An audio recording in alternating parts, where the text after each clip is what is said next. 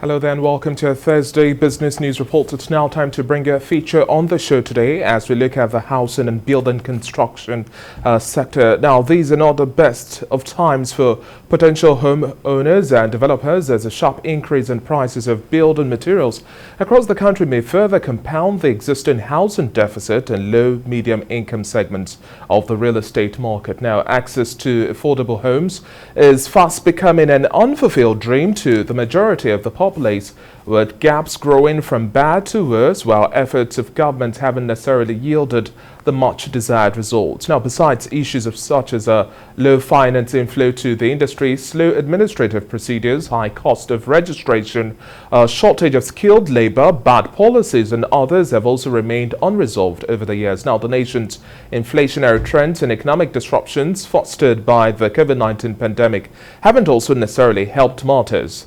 The cost of raw materials such as reinforcement, cement, finishing, paint and other components rose well over 300% so far in recent times. Now, with higher project prices, which include material and rising labor costs, the construction industry still struggles as activities are likely postponed, reviewed or projects cancelled.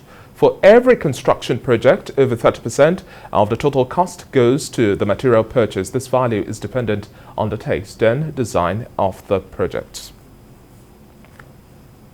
Well, joining me now virtually to discuss this and much more, I have the Chief Executive Officer of Sterling Homes and Secretary General of the Real Estate Developers Association of Nigeria, Kunle Adeyemi. Good to have you on the Breakfast Show this morning.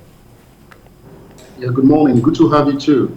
Now, this most recent issue of building collapse in Lagos draws the consciousness of average Nigerians, real estate developers and investors in the property management space at large. Concerns around building construction and safety measures. How critical would you say are permit approvals and the roles of architects and property developers as well as engineers from construction to the delivery of these properties?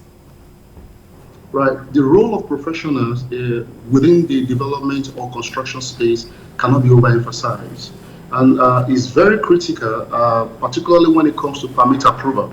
Right. The most important thing when it comes to building is when your plan, as either your architectural plan, structural plan, mechanical and electrical plan has been put in place, you must secure an approval and also get a permit. So the role of architect, quantity surveyor, civil engineer, structural, and the host of them are very, very critical, to avoid, possible and a disaster like what we just experienced the past few days, right? So it cannot be overemphasized. The role of permits, particularly seeking permit for an approval, is very, very critical.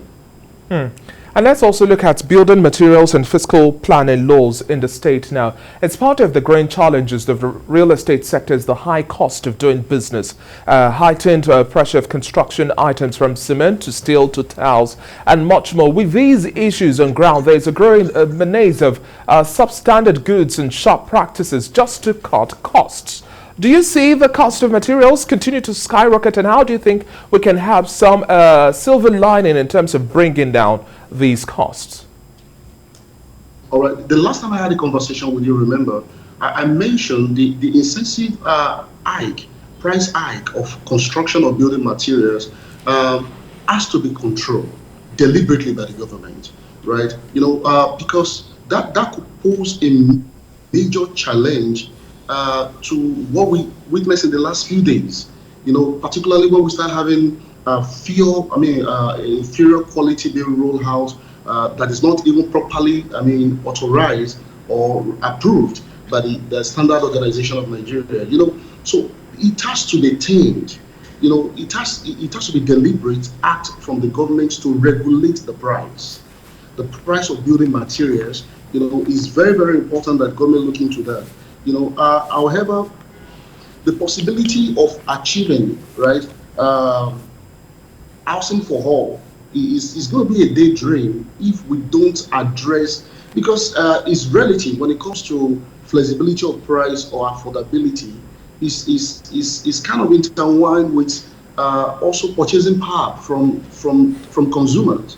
So there's a need for a deliberate regulation of price of construction and building materials by the government. And despite the call for this deliberate regulation of price, which you've made mention of, we also have to look at, according to the governor of Lagos State, Babajide Sanwo-Olu, making mention of supervisory or likely oversight lapse. Now, in the area of regulatory authority, take for example now, the missing element from this building collapse we have is the missing manifest, looking at the workers on site and all of those. How do you think all of this information makes or mars a building project? Very important. All these data and information help. There are factors that are responsible for building collapse, right? If those factors are adequately addressed, like I did mention earlier, the permit approval being sought, and among others, right? Among other major factors that could be responsible. The people right in there that were trapped, or some that have already been, pronounced dead or probably dead, that wouldn't have been necessary if there's a strict adherence. There's a strict adherence to the best practice, right? There's a strict adherence to the best practice that is void and not laced with corruption.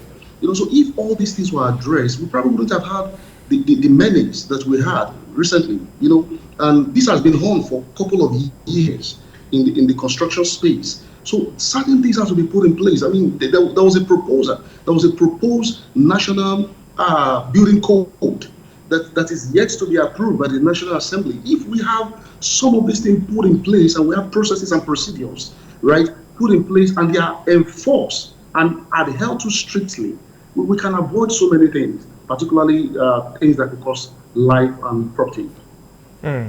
Now, let's look at the broader space of the real estate sector. Now, what sort of evolution do you also expect?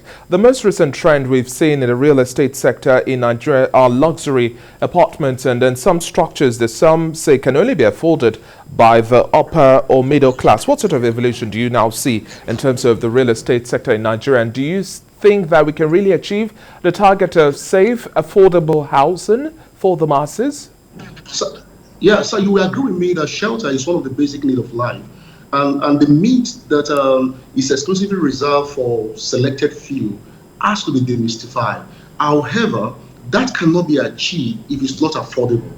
So the dream of reducing the housing deficit and making it affordable has to marry the purchasing power of the consumer, right? So the government has to be deliberate about promoting local content, right, and ensuring basic infrastructures are in place.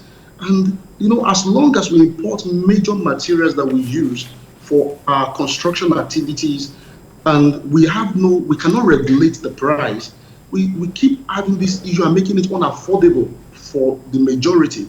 You agree with me that the base of the pyramid is where we have the majority, right? It's going to be difficult for an average Nigerian to own a home, but what we need to do differently is to be deliberate about changing our design and our construction methodology.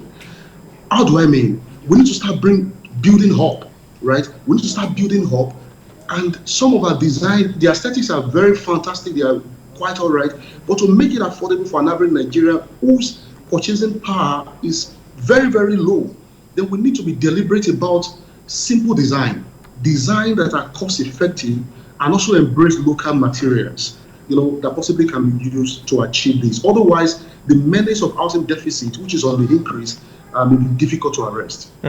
Thank you very much for your time on the Breakfast Show this morning. We've been speaking with Kunle Adeyemi, the Chief Executive Officer of Sterling Homes and Secretary General of Real Estate Developers Association of Nigeria. Thank you once again for your time.